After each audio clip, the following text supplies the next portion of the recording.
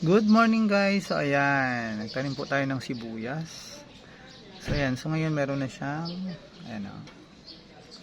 Medyo mahaba-haba na. Siguro mga 10 days na ata ito.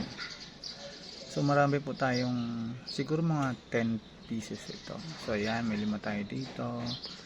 Maganda magtanim ngayon guys kasi malamig. Ang sibuyas kasi gusto nito ay taglamig.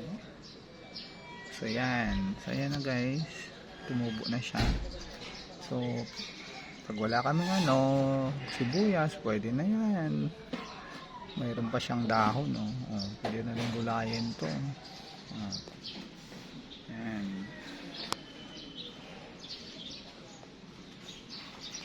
Buhay na po yan. Nung tinanim ko po ito, wala pa siyang dahon. So, ngayon meron na. Ito pa. Ayan. Yan, sibuyas din yan. So yan, mas maganda yung nakikita nyo yung ano niya, yung katawan. So yun guys, medyo malaki-laki na siya yung kanyang ano. Medyo tatakpan ko na ito ng coco peat. So yun lang guys, tanim po tayo kasi sobrang mahal ngayon ng mga ano natin, pansahog. Ayan.